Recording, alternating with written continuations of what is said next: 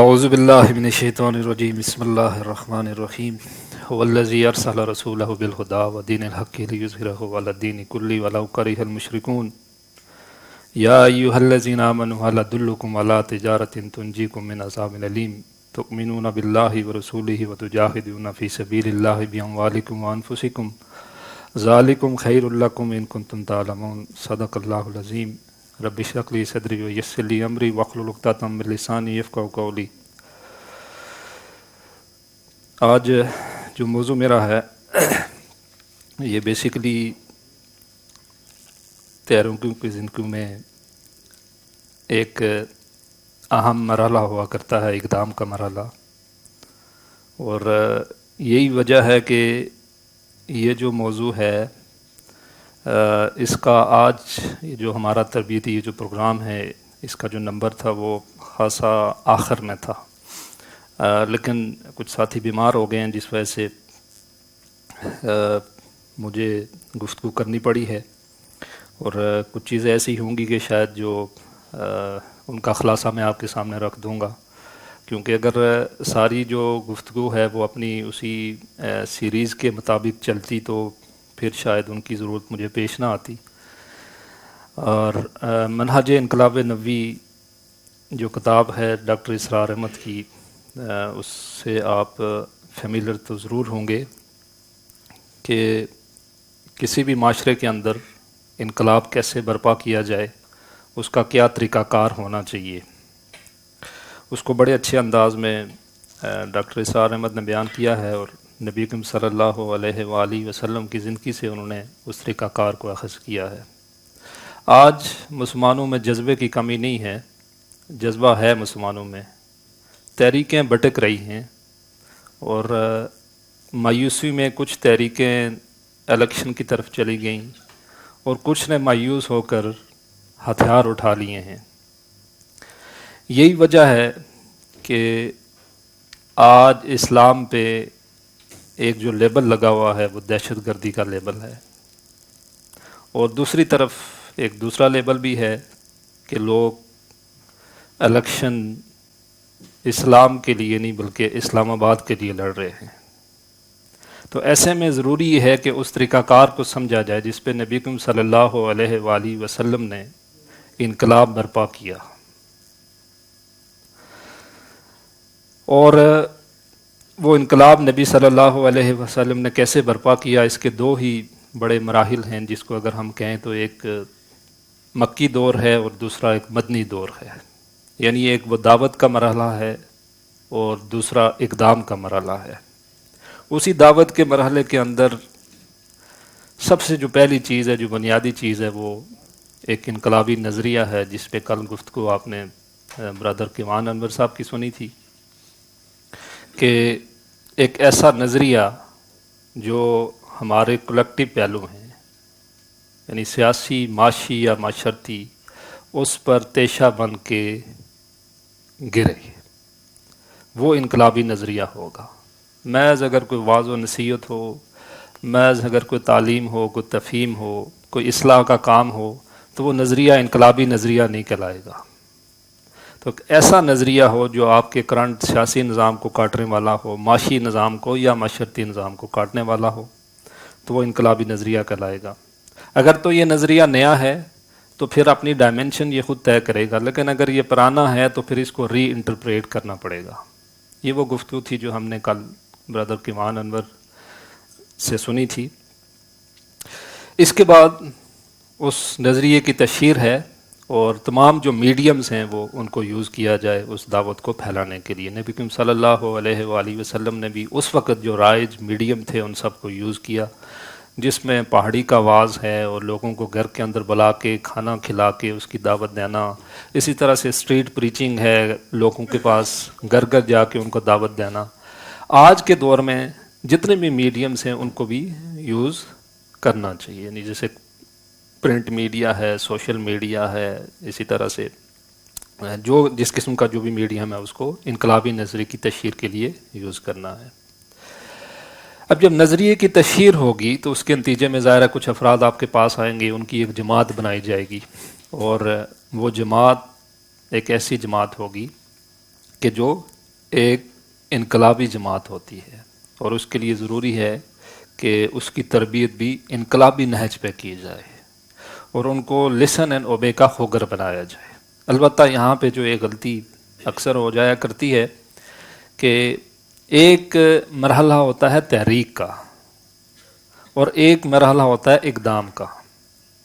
اور اگر آپ نے تحریکی مرحلے میں اقدام والا نظم اپنا لیا تو وہ تحریک گرو نہیں کرے گی، اور پابندیاں آپ نے اس پہ اتنی زیادہ اگر لگا لی اور آپ نے ان کو لسن اینڈ اوبے کا اتنا خوگر بنا لیا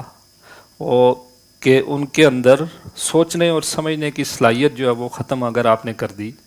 تو وہ تحریک گرو نہیں کر سکے گی۔ اور جیسے وہ مثال دیا کرتے ہیں کہ ریشم کے کیڑے کی، کہ ریشم کا کیڑا اپنے گرد بنا ہوا جو جالا ہے، یعنی اپنے گرد جو بنا ہوا ریشم ہے اسی میں آ کے مر جایا کرتا ہے، تو وہ تحریکیں بھی اپنے ہی بنائے ہوئے اداروں کے اندر جو ہے وہ ڈوب کے مر جایا کرتی ہیں۔ تو یہ ایک ایسا مرحلہ ہے کہ تحریکی مرحلے میں آپ کو کارکنان کو کسی حد تک فری ہینڈ دینا پڑے گا کہ جس کی جتنی استطاعت ہے، جو جتنا کام کر سکتا ہے وہ اتنا کام کرے۔ البتہ ایک مرحلہ دوسرا ہے جو اقدام کا مرحلہ ہے، اور وہاں پہ جا کے آپ کو لسن اینڈ اوبے کا خوگر بنانا پڑے گا، اور وہ جو ڈسپلن آرمی کا ڈسپلن ہے وہ آپ کو لانا پڑے گا۔ تو یہ تھوڑا سا ایک فرق ہے، اور آج چونکہ جتنی بھی تحریکیں ہیں ان سب کا خیال یہی ہے کہ ہم مکی دور میں ہیں، اور مکی دور کے اندر آپ کو پتہ ہے کہ اس طرح کا ٹائٹ نظم نہیں ہوا کرتا تھا۔ جیسے آپ نے وہ سن رکھا ہے کہ نبی صلی اللہ علیہ وآلہ وسلم کے پاس ایک صحابی آئے اور انہوں نے کلمہ شہادت پڑھا، تو نبی صلی اللہ علیہ وسلم نے کہا کہ ٹھیک آپ ایمان لے کے آئیں لیکن اس کا جا کے تذکرہ نہیں کرنا ہے۔ وہ گئے اور جا کے انہوں نے خانہ کعبہ میں لا الہ الا اللہ کا نعرہ لگایا، اور کیا ہوا؟ ان کو خوب مار پڑی اور واپس آ گئے۔ لیکن نبی صلی اللہ علیہ وآلہ وسلم نے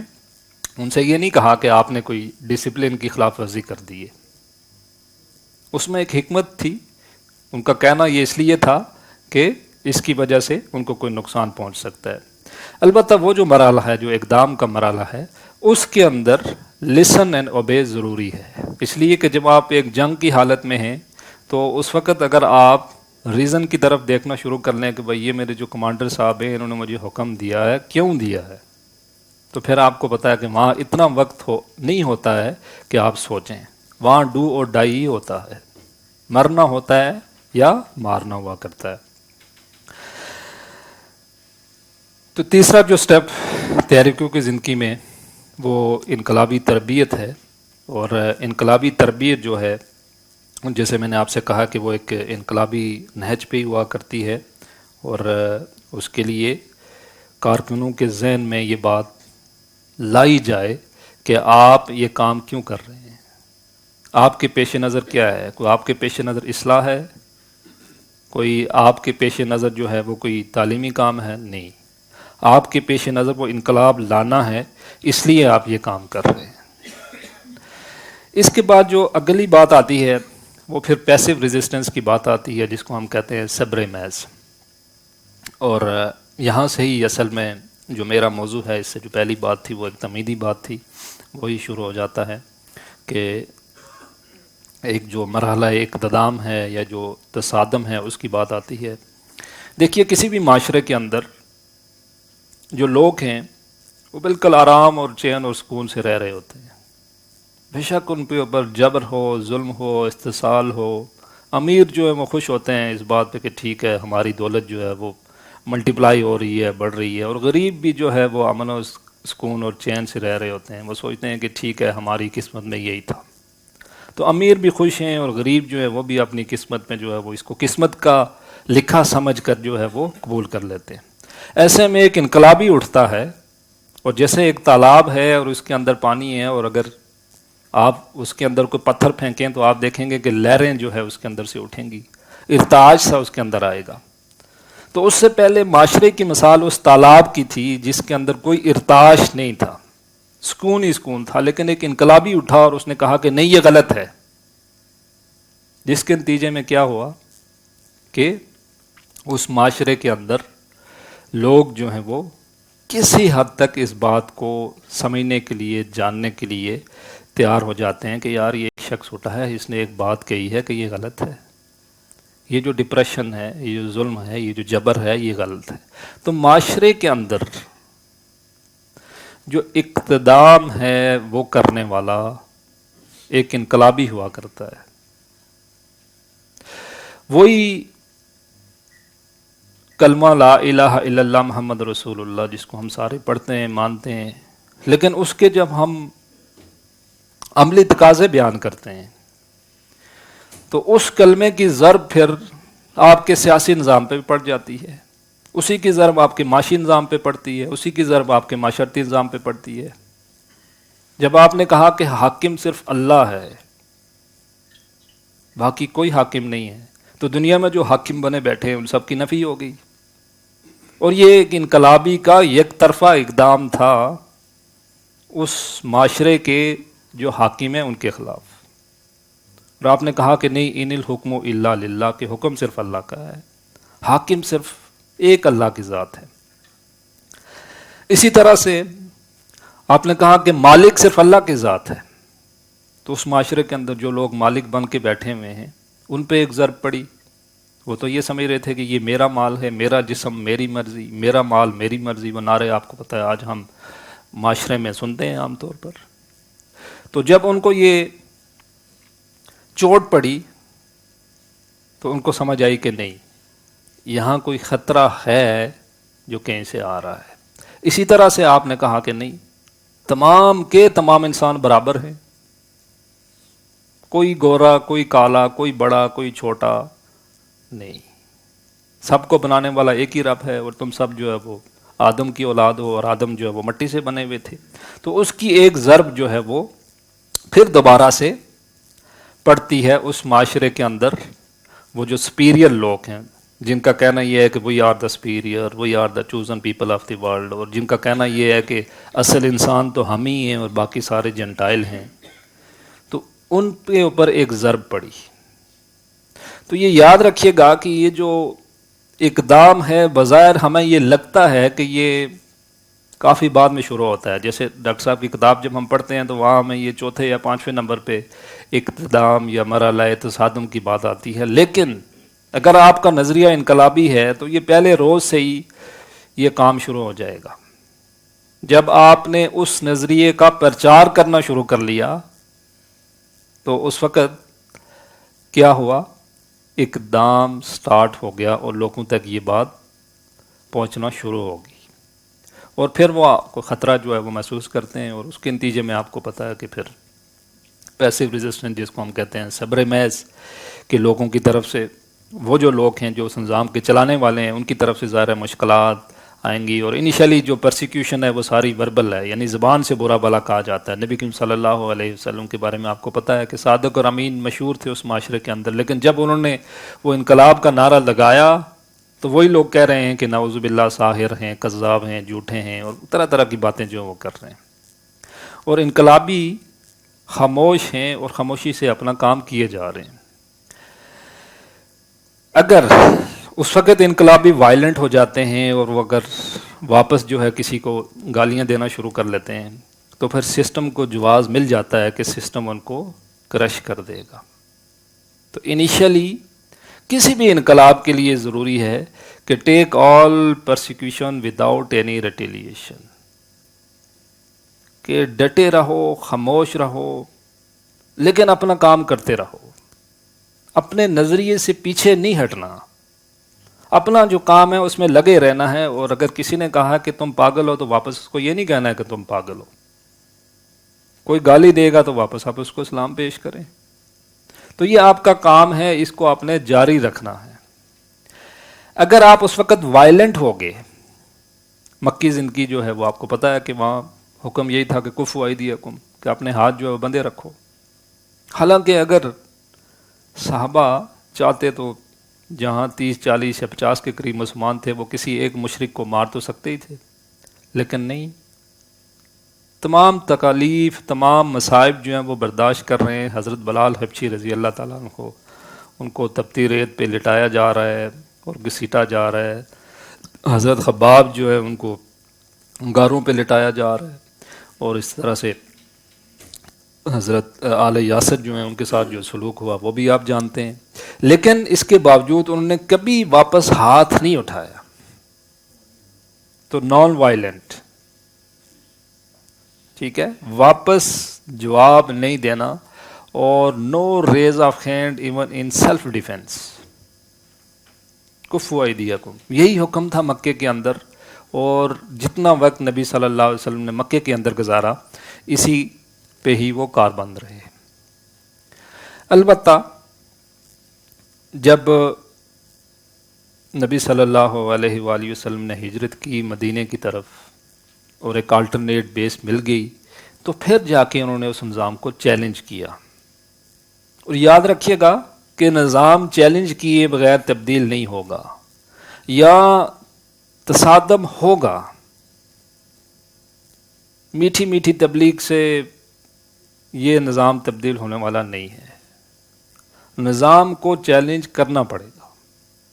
اس کو کیسے چیلنج کرنا ہے یہ ایک بات الگ ہے، اور اس کے مختلف طریقے ہیں، انشاءاللہ اس کو بھی جو ہے وہ ہم دیکھیں گے۔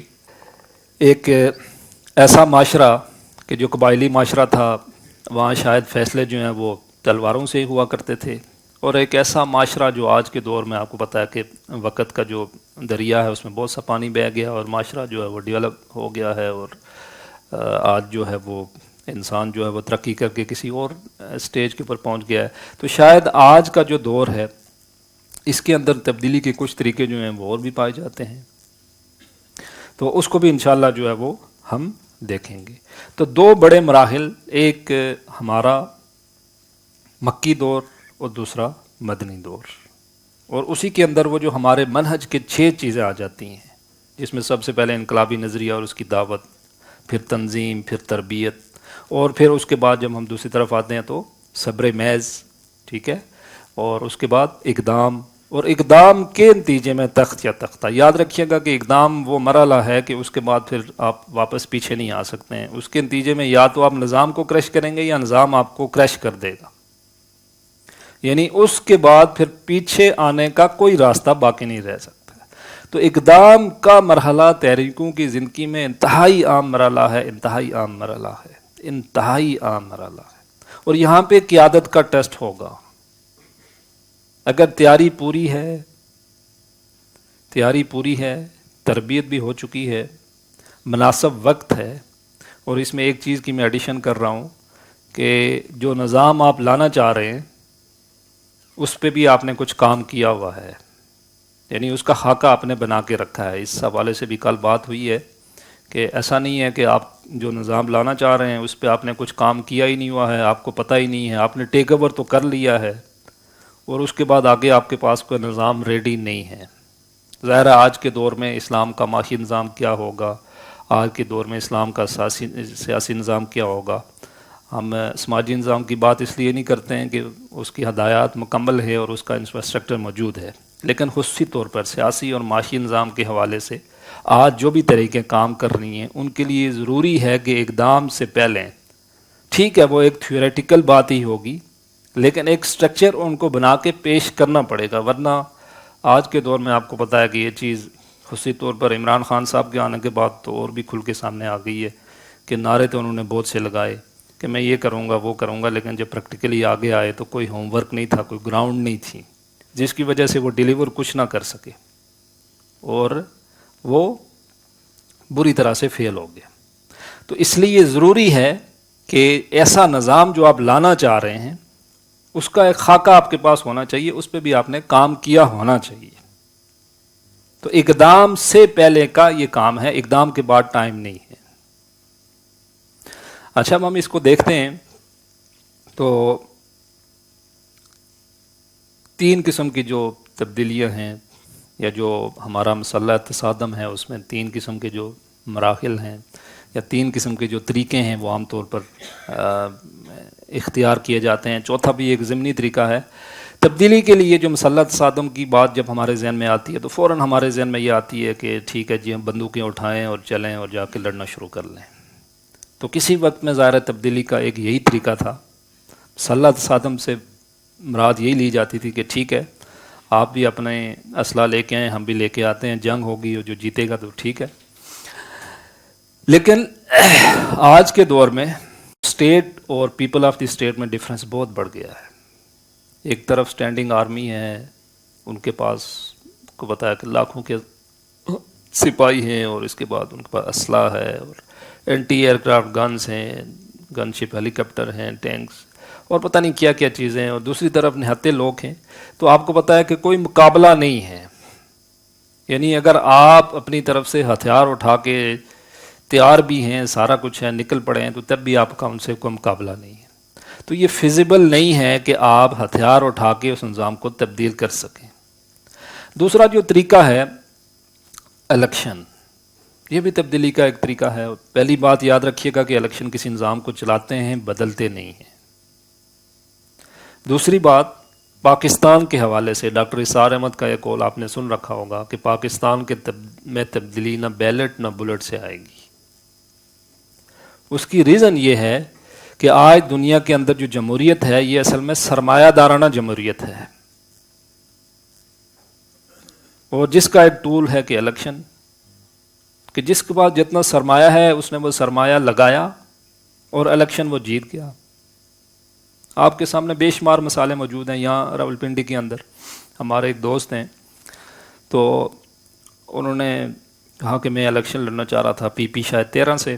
تو میں نے اپروچ کیا ایک کوئی آفیشیل کو، میں نے ان سے کہا جی کہ میں پی 13 میں کیمپین کر رہا ہوں، آپ مجھے جو ہے وہ ٹکٹ دلوا دیں. تو انہوں نے کہا جی کہ ٹکٹ میرا آیا پی 14 کا. تو میں نے ان سے کہا کہ یہ تو سر آپ نے کیا کیا ہے؟ میں نے ساری کیمپین جو ہے وہ پی 13 میں کی. تو انہوں نے کہا تم نے الیکشن جیتنے ہیں نا؟ میں نے کہا ہاں جیتنے ہیں. تو انہوں نے کہا بس ٹھیک ہے جاؤ. تو اس نے کہا جی کہ میں الیکشن جیت گیا. اسی طرح سے ہمارا کشمیر کے اندر ریسنٹلی الیکشن ہے، ہمارے سینئر موسٹ وزیر تنویر صاحب کا نام آپ نے سن رکھا ہوگا. جہاں سے جا کے انہوں نے الیکشن لڑے ہیں وہاں ان کو جاننے والا کوئی نہیں تھا، شاید چند لوگ تھے جو ان کو جاننے والے تھے، لیکن وہ الیکشن لڑے اور جیت گئے اور سینئر موسٹ وزیر بھی بن گئے. تو یہ سارا جو ہے وہ پیسوں کا کھیل ہے، اور جس کے پاس پیسہ ہے، اور وہی بات ہے کہ پیسہ پھینک اور تماشا دیکھ والی بات ہے، تبدیلی اس میں کہیں نہیں آتی ہے. تو کسی نظام کو چلانے کی بات الگ ہے، لیکن اگر آپ نے اس کو تبدیل کرنا ہے تو اس کے لیے ظاہر ہے انقلاب ضروری ہے. اس کے بعد ایک جو تیسرا طریقہ ہے وہ بھی ایک تنظیم چونکہ اپنائے ہوئے ہے، اور اس کے حوالے سے بھی بات آپ کے سامنے رکھ دوں. ان کا کہنا یہ ہے جی کہ کچھ اگر ہمیں آرمی آفیشلز جو ہیں وہ ہمیں نصرت دے دیں، ہماری مدد کر لیں، کوئی آرمی جنرلز، تو ہم اس نظام کو تلپٹ کر سکتے ہیں. تو وہ طریقہ بھی پھر آپ دیکھ لیں، جو شعر ہے کہ اسی عطار کے لونڈے سے لیتے ہیں دوا، بیمار ہوئے جس کے پہلے، یعنی بیمار اور اصل مرض جو ہے جس کی وجہ سے اگر آپ یہ کہیں کہ وہی اس نظام کو تبدیل کریں گے جو استحصال کرنے والے ہیں، تو اس سے بڑی بھول کیا ہوگی. ایک چوتھا جو طریقہ ہے وہ ایک عوامی تحریک کا ہے، اور ڈاکٹر اسرار احمد کا اتحاد یہی تھا کہ یہی طریقہ آج فیزیبل ہے، اور اسی طریقے کے مطابق ہم کسی نظام کو تبدیل کر سکتے ہیں. تو یاد رکھیے گا کہ اس کے بھی مراحل ہیں. ایک تحریک ہے، اور پھر آپ کی جو جماعت ہے وہ ایک تحریکی جماعت ہونی چاہیے. اس کے بعد پھر آپ اس تحریک کو عوام کے اندر لے کے جائیں گے. جیسے کل یہ آپ کے سامنے بات ہوئی تھی کہ رشیا کے اندر بھی جب انیشلی انہوں نے سوشلزم کا پرچار شروع کیا تو جو انٹیلیجنسیا ہے ان تک انہوں نے اپنی بات پہنچائی. بعد میں پھر انہوں نے سوشلسٹ پارٹی بنا کر عوام کے پاس وہ گئے. تو اس لیے دیکھیے عوام قربانی دینے کے لیے تو تیار ہوتی ہے، لیکن یہ فکری بحثیں کرنا اور یہ جو جہاں بال کی کھال اتارنا اور یہ جو باتیں ان کے ذہن میں نہیں آتی ہیں. بے شمار بات ہم نے کئی افراد سے، ایسے لوگوں سے بات کی تو انہوں نے کہا ٹھیک ہے جب آپ کا وہ مرحلہ اقدام آئے گا تو ہم آپ کے ساتھ ہیں، ہم قربانی دینے کے لیے ساتھ ہیں آپ کے، لیکن یہ جو اس سے پہلے کی باتیں ہیں یہ ہمیں سمجھ آنے والی نہیں ہیں. تو انٹیلیجنسیا معاشرے کا جو ہے اس کو پہلے ہم نے تبدیل کرنا ہے. جب ہم نے اس کو تبدیل کر لیا تو پھر عوام میں جانا ہے، یعنی ایک متعدد تعداد، ایک مناسب تعداد کو تیار کرنا ہے. مناسب سے مراد مختلف جو ممالک ہیں وہاں مختلف ہو سکتی ہے، 2 لاکھ 2.5 لاکھ افراد، ان کو تیار کرنا ہے، ان کی تربیت کرنی ہے، اور اس کے بعد پھر اس تحریک کو آپ نے لے کے جانا ہے عوام کے اندر، جس کو ہم کہیں گے عوامی تحریک، اور وہاں جا کر ان کے جتنے پروگرامات ہیں ان کے اندر آپ نے شرکت کرنی ہے، جتنی یونینز ہیں وہاں آپ نے جانا ہے، اور عوام کے اندر آپ نے اپنی ایک پوزیشن بنانی ہے، یعنی اس کے لیے بھی ایک ٹائم آپ کو چاہیے۔ یہ نہیں ہے کہ آپ نے وہ 1.5 یا 2 لاکھ افراد تیار کر لیے اور فوراً سے جا کے آپ نے نظام کو چیلنج کر لیا، نہیں، اس سے پہلے آپ کو عوام میں جانا ہوگا، پھر ہی جا کے، کیونکہ تحریک اصل میں ان عوامی تحریک جو ہوتی ہے اس کے اندر ضروری ہے کہ عوام آپ کے ساتھ ہوں، وہ فالوورز ضرور ہیں، وہ لیڈرز نہیں ہیں لیکن وہ فالوورز ہیں، اور جب ان تک آپ کی بات پہنچ گئی تو پھر مناسب وقت پہ اس نظام کی دکھتی رگ کو چھیڑنا پڑے گا۔ اور اس کی مثال گاندھی جی، انہوں نے ایک تحریک چلائی تھی 1920 میں، جس کے اندر ان کا یہ فیصلہ تھا کہ آج سے ہم انگلینڈ کی ملوں کا کپڑا نہیں پہنیں گے، اور کھاڑی کو انہوں نے دوبارہ سے متعارف کروایا، اور وہ سارے جو 1920 یعنی 20ویں صدی کے اندر ملوں کا کپڑا چھوڑ کے وہ کھاڑی کا بنا ہوا کپڑا پہننا انہوں نے شروع کر لیا۔ تو ظاہر ہے اس پہ کوئی پابندی انگریز تو لگا نہیں سکتا تھا، تو یہ تحریک تھی نان وائلنٹ، ٹھیک ہے، بٹ نان کارپوریشن۔ تو گاندھی جی سے کسی نے پوچھا کہ آپ نے یہ آئیڈیا کہاں سے لیا؟ تو انہوں نے کہا کہ میں نے یہ آئیڈیا حضرت عیسیٰ اور نبی صلی اللہ علیہ وآلہ وسلم سے لیا۔ پھر اس کے بعد انہوں نے اس کو آگے بڑھایا اور انہوں نے کہا کہ پرپاندا کے سمندر سے ہم پرماتا کا نمک نکالنے جا رہے ہیں۔ نمک نکالنے جا رہے تھے وہ، لیکن اس پہ چونکہ ٹیکس تھا تو پھر وہاں پہ لاٹھیاں پڑیں اور سر پھٹے، لیکن انگریز کو یہ بات پتہ چل گیا کہ اب یہ جو ایریا ہے یہ ہمارے کنٹرول میں نہیں رہا ہے، تو تحریک آپ کی نان وائلنٹ ہوگی، کسی املاک کو، کسی چیز کو نقصان نہیں پہنچانا ہے، اور no raise of hand even in self defence. فوراً سے ہمارے ذہن میں یہ بات آتی ہے، عام طور پر جب ہم اس کی بات کرتے ہیں تو لوگ یہ بات سمجھتے ہیں کہ جیسے دھرنا ہے، اور دھرنے کے حوالے سے بھی آپ کو پتہ ہے کہ ایک عمران خان صاحب کا دھرنا ہے، اس کو ہم جانتے ہیں، اور ایک خادم حسن رضوی صاحب کا تھا، ایک طاہر القادری صاحب کا ہے، تو وہ فوراً سے یہ بات آ جاتی ہے کہ یار وہ دھرنا جو ہے وہ تو ناکام ہو گیا، تو اس کا مطلب وہ جو ڈاکٹر اسحاق کی آئیڈیالوجی تھی دھرنے والی وہ فیل ہو گئی ہے۔ تو یاد رکھیے گا کہ یہ سوشل موومنٹ تھیوری یہ ایک پورا سبجیکٹ ہے، 20 طریقے ہیں تبدیلی کے اس کے اندر،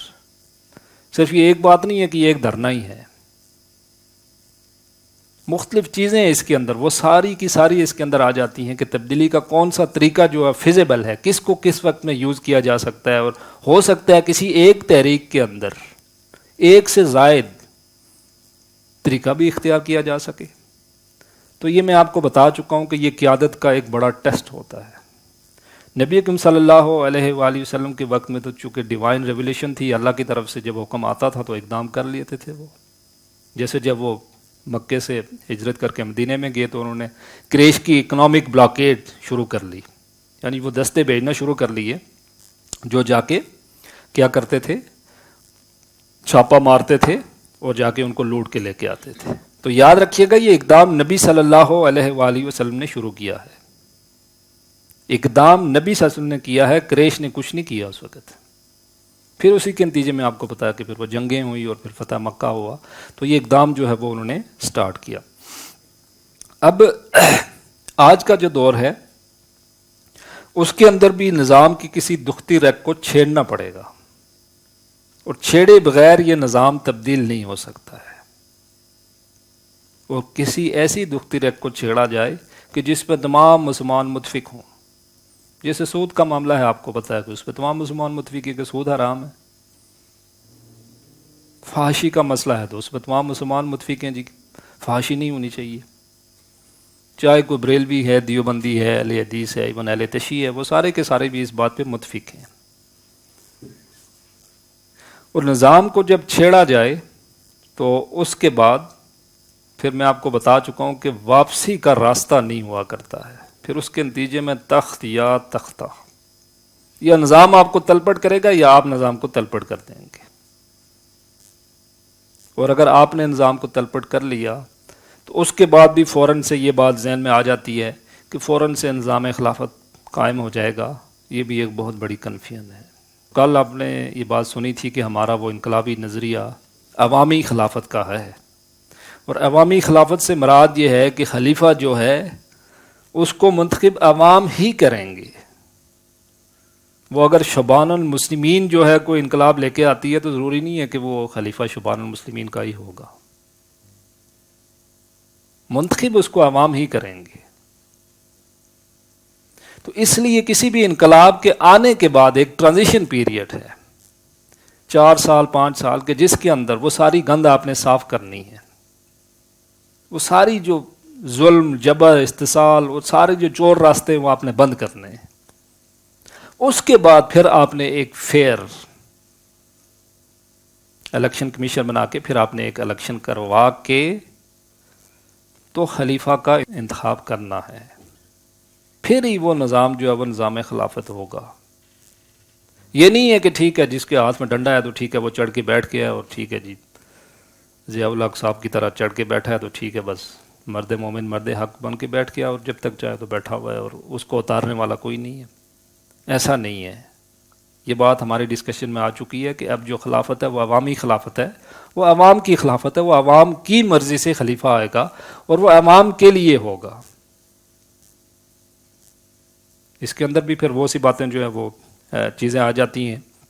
یہ کنفیوژن بعض لوگوں کے ذہن میں یہ آ جاتی ہے کہ اگر آپ بات الیکشن کی کر رہے ہیں تو آج ہی الیکشن ہو رہے ہیں، کل پھر آپ دوبارہ الیکشن کی بات کرتے ہیں. تو یہ بات ذہن میں رکھیے گا کہ اس الیکشن میں اور اس الیکشن میں زمین آسمان کا فرق ہے. وہاں کینڈیڈیٹ کی اسکریننگ ہے، ہر کوئی الیکشن نہیں لڑ سکے گا. وہاں جماعتوں کی اسکریننگ ہے، ہر جماعت الیکشن نہیں لڑ سکے گی. اور صرف نظریاتی جماعتیں جو اس نظام خلافت کو قائم رکھنا چاہتی ہیں وہی الیکشن لڑ سکیں گی. یہ نہیں ہے کہ آج کی طرح ٹھیک ہے ایک جماعت جو ہے وہ سیکولر جماعت ہے وہ بھی الیکشن لڑ رہی ہے اور دوسری کوئی مذہبی جماعت ہے وہ بھی ایسا نہیں ہو سکتا ہے. تو اس کے لیے ضروری یہ ہے کہ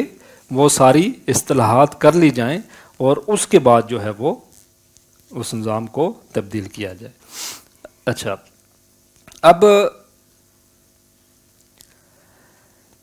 منہج کے حوالے سے جو آخری سٹیپ ہے کہ اگر آپ کا جو ریولیوشن ہے وہ ایک ٹرو ریولیوشن ہے تو وہ رکنے والا نہیں ہے. نظریہ جو ہوتا ہے وہ آپ کو بتایا کہ وہ ضروری نہیں ہے کہ بارڈر لائن کراس نہ کر سکے. رشیا کا جو انقلاب آپ کو پتہ ہے کہ آدھی دنیا تک پھیل گیا. اسی طرح سے وہ جو فرنچ ریولیوشن ہے جس کے نتیجے میں جمہوریت آئی پوری دنیا میں، الا ماشاء اللہ شاید ہی کو ملک ہوگا کہ جہاں پہ وہ جمہوریت نہیں ہے. تو اگر آپ کا ریولیوشن ٹرو ریولیوشن ہے تو پھر وہ پھیلے گا. اور یہ ایک انقلاب کا لٹمس ٹیسٹ ہوتا ہے. کیمسٹری کے اندر ایک پیپر ہوتا ہے جس کے اندر کوئی ایسڈ وغیرہ جب لگایا جاتا ہے تو وہ اپنا کلر جو ہے وہ تبدیل کر لیتا ہے. تو یہ لٹمس ٹیسٹ ہے انقلاب کا. اگر انقلاب اصل ہے، انقلاب حقیقی ہے تو پھر وہ پھیلے گا، اور اگر انقلاب اصل نہیں ہے تو پھر وہ پھیلے گا نہیں. جیسے نبی کریم صلی اللہ علیہ وآلہ وسلم کا جو انقلاب آپ کو بتایا کہ آدھی دنیا تک پھیل گیا، اس لیے کہ ایک اصل انقلاب تھا. اسی طرح سے دوسرے جو ریولیوشن ہیں تاریخ کے ان کا بھی آپ دیکھ رہے ہیں کہ وہ بھی معاشرے کے اندر پھیلے ہیں. فرینچ ریولیوشن ہو یا چاہے اس طرح سے جو بالشوک ریولیوشن جو ہے وہ ہو، وہ بھی معاشرے کے اندر جو ہے وہ پھیلے ہیں. تو ضرورت اس امر کی ہے کہ جہاں پہ ہم نے اسلام کا سیاسی نظام جو ہے الٹرنیٹ دینا ہے، اسی طرح سے معاشی نظام الٹرنیٹ دینا ہے، اسی طرح سے یہ جو موضوع ہے سوشل موومنٹ تھیوری، اس کو بھی پڑھا جائے اور اس پر بھی کام کیا جائے کہ وہ کون سا جدید طریقہ ایسا ہو سکتا ہے کہ جس کو ہم اپلائی کر سکتے ہیں، کون سا طریقہ ایسا ہے کہ جو فیزیبل ہے، کون سا طریقہ ایسا ہے کہ جس میں کم سے کم جو ہے وہ جانوں کا ضیاع ہوگا. تو یہ پورا ایک موضوع ہے، اس کو بھی کھوجا جائے، اس کو بھی خریدا جائے اور اس کے حوالے سے بھی جس کی دلچسپی اس کے ساتھ ہے اس کا ضروری ہے کہ وہ اس پہ کام کرے، اور جس کی دلچسپی جو ہے وہ کسی اور موضوع کے ساتھ ہے، جیسے آپ کے سامنے اسلام کا سیاسی نظام بھی رکھا گیا، معاشی بھی رکھا گیا، سماجی بھی رکھا گیا، ہر شخص کی اپنی اپنی دلچسپی ہوتی ہے، اس کے حوالے سے بھی جو ہے وہ بات جو ہے وہ کر لے۔ تو 6 جو سٹیپ ہیں انقلاب کے، وہ میں آپ کے سامنے پھر گنوا کے اپنی بات کو ختم کروں گا، اس کے بعد اگر کوئی آپ کا سوال ہو تو وہ آپ بیان کر پوچھ سکتے ہیں۔ تو سب سے پہلے میں نے آپ کو بتا دیا ہے کہ انقلابی نظریہ اور اس کی دعوت، اس کے بعد تنظیم، ٹھیک ہے، جو لوگ ساتھ آپ کے آئیں ان کی ایک جماعت آپ بنائیں، ٹھیک ہے، اور اس کے بعد پھر ان کی تربیت، ان کا تزکیہ، ٹھیک ہے، تربیت اور تزکیہ کے لیے ہمارے پاس اللہ کی کتاب قرآن حکیم ہے، پھر اس کے بعد پیسیو ریزسٹنس، صبر محض، اور اس کے بعد ایکٹیو ریزسٹنس، جس کے نتیجے میں تخت یا تختہ کہ سسٹم یا تو آپ کو کرش کرے گا یا آپ سسٹم کو کرش کر دیں گے۔ اور 7واں جو سٹیپ ہے وہ تاثیر انقلاب، یعنی انقلاب کا پھیلاؤ ہے۔ تو اللہ تعالی ہمیں اس طریقہ کار کو جو ہے وہ سمجھنے کی توفیق عطا فرمائے۔ اور اس حوالے سے یہ بات اپنے ذہن میں رکھیے گا کہ شاید جو پہلے سٹیپس ہیں اس پہ جب بھی آپ معاشرے کے اندر جائیں گے، لوگوں سے بات کریں گے، تو وہ کو بہت زیادہ آپ سے جو پہلے سٹیپس ہیں ان پہ گفتگو نہ کریں، لیکن یہ جو آخری سٹیپ ہے، مرحلہ اقتدام یا جو مسلح تصادم ہے، اس پہ ہی آپ سے سوال ہوگا، اس لیے لوگ اس کو جانتے ہیں، ٹھیک ہے، اور یہ عام آپ کو پتہ ہے الیکشن سے لوگ فیملیئر ہیں، اسی طرح سے جو جنگ ہے اس سے بھی لوگ فیملیئر ہیں، اور جس طریقے کی آپ بات کر رہے ہیں یہ معاشرے کے اندر ایک طرح کا انفیملیئر ہے، اور اس کے بارے میں لوگوں کی جو انفارمیشن ہے وہ نہ ہونے کے برابر ہے۔ تو جب آپ جائیں گے معاشرے کے اندر تو اگر آپ کے کنسپٹ کلیئر ہیں، آپ اپنی بات لوگوں کے سامنے واضح کر سکیں گے تو پھر تو مسئلہ نہیں ہے، لیکن یہ ہے کہ اگر آپ کے اپنے کنسپٹ کلیئر نہیں ہیں تو پھر جو ہے وہ ایشو رہے گا۔ تو اللہ تعالی ہمیں اس کو صحیح طور پر سمجھنے کی توفیق عطا فرمائے۔ وآخر دعوانا الحمدللہ رب العالمین۔ سبحان اللہ والحمد للہ ولا